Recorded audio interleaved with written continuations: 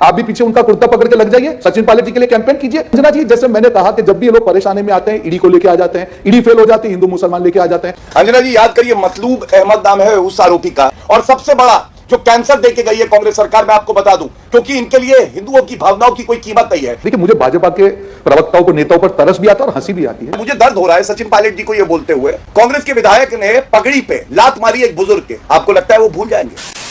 दोस्तों नमस्कार, स्वागत है आप सभी का। आप देख रहे हैं एसके डिबेट। दोस्तों, राजस्थान में चुनाव प्रचार खत्म हो चुका है। अब 25 नवंबर को विधानसभा के लिए मतदान होगा। दोस्तों, राजस्थान में 5% आबादी गुर्जर समाज की है, जो विधानसभा की 30 सीटों पर प्रभाव डालती है। दोस्तों, गुर्जर समाज पिछली बार कांग्रेस पार्टी के साथ था, लेकिन सवाल यह है, क्या गुर्जर समाज इस बार भी कांग्रेस पार्टी के साथ है? बीजेपी को लगता है नहीं, क्योंकि कांग्रेस पार्टी ने सचिन पायलट को सीएम नहीं बनाया। दोस्तों, ये बात जब और जोर पकड़ती है जब प्रचार में मोदी जी सचिन पायलट को मुद्दा बनाकर कांग्रेस पार्टी पर जोरदार हमला बोलते हैं। पीएम मोदी बोलते हैं कि कांग्रेस पार्टी ने राजेश जी को तो सजा दी ही, उनके बेटे को भी सजा देने में लगी है। दोस्तों, पीएम मोदी ने बोला कि राजेश जी का कसूर सिर्फ इतना था कि उन्होंने पार्टी की भलाई के लिए गांधी परिवार को चुनौती दी। दोस्तों, उनके इस बयान पर सचिन पायलट का भी जवाब आ गया है। सचिन पायलट ने बोला है कि कोई भी मेरे वर्तमान और मेरे भविष्य की चिंता ना करे, इस बात की चिंता मेरी पार्टी करेगी। वहीं पीएम मोदी के बयान पर अशोक गहलोत ने भी हमला बोला है। अशोक गहलोत ने बोला है कि बीजेपी गुर्जर समाज को भड़काने का काम कर रही है। दोस्तों, आज की डिबेट वीडियो इन तमाम मुद्दों पर होने वाली है। बीजेपी की तरफ से गौरव भाटिया जी हैं और रोहन गुप्ता कांग्रेस पार्टी की तरफ से हैं। दोस्तों, वीडियो बहुत शानदार होने वाली है। आपसे अनुरोध है, वीडियो को अंत तक जरूर देखें। वीडियो पसंद आए तो लाइक करें, शेयर करें, कमेंट करें और मेरे चैनल को सब्सक्राइब करें। चलो दोस्तों, मेन डिबेट स्टार्ट करते हैं। चलिए शुरू करते हैं। अरे भैया, सचिन पायलट से इतना प्यार है तो चलिए मोदी जी को बोलिए कि डोर टू डोर कैंपेन में आए, आप भी पीछे उनका कुर्ता पकड़ के लग जाइए, सचिन पायलट जी के लिए कैंपेन कीजिए। मैं आपका स्वागत करता हूं, पूरे आपकी लीडरशिप को बुला लीजिए, वसुंधरा जी को भी बुला लीजिए।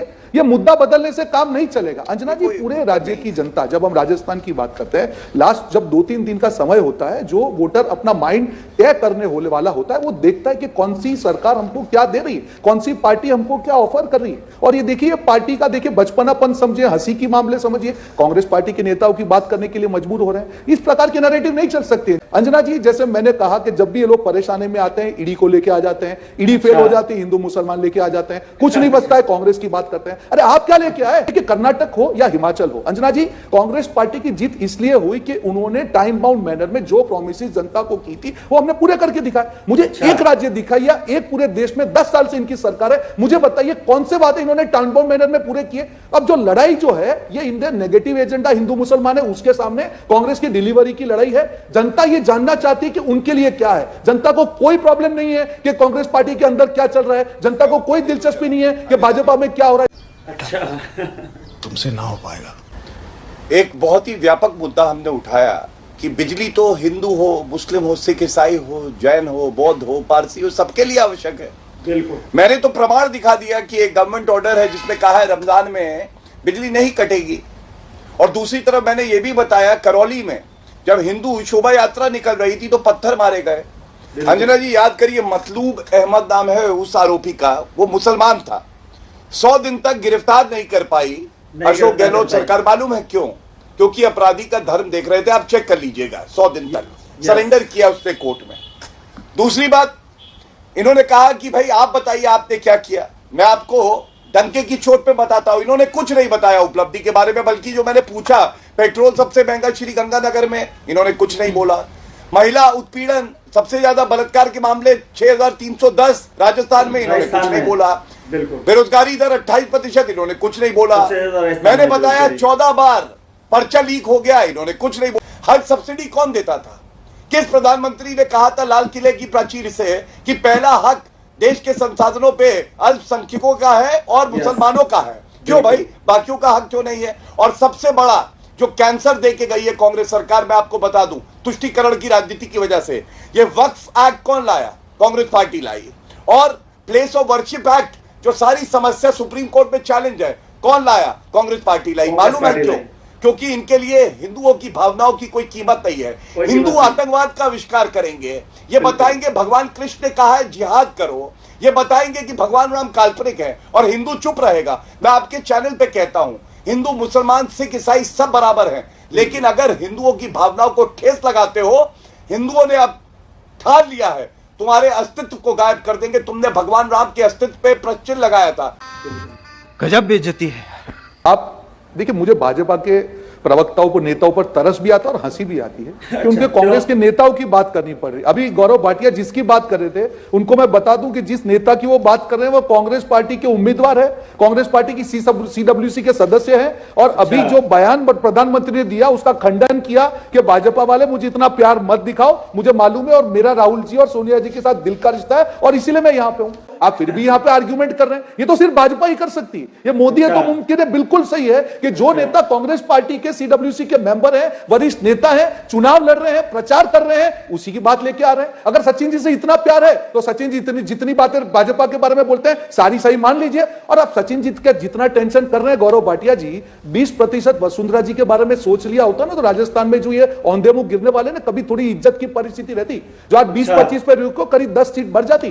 कैसे कैसे लोग रहते हैं यार यहाँ पर। उनको जितने भी स्थानीय नेता है, वो राजस्थान हो, वो कर्नाटक हो, वो मध्य प्रदेश हो, आपको सीधा चौहान से भी आपत्ति है, आपको वसुंधरा जी से भी आपत्ति है, आपको हर उस नेता से आपत्ति है जो आपके दो बड़े नेता जो हैं उनके सामने आपको लगता है कि चैलेंज है। अरे भाई साहब, राज्यों के चुनाव है, जनता जानती है कि स्थानीय नेता के नाम पे वोट पड़ेंगे। रुको जरा, सबर करो। क्या ये सत्य नहीं है? सचिन पायलट जी धरने में बैठे थे, उन्होंने कहा अशोक गहलोत जी जो वादे आपने 2018 के मैनिफेस्टो में कहे वो पूरे तो कर दीजिए। क्या ये सत्य नहीं है? उन्होंने कहा, सचिन पायलट जी के स्वयं के शब्द हैं कि अशोक गहलोत वो जादूगर है जो 14 बार पेपर लीक हो जाता है और तिजोरी बंद रहती है। ऐसा कैसे हो जाता है?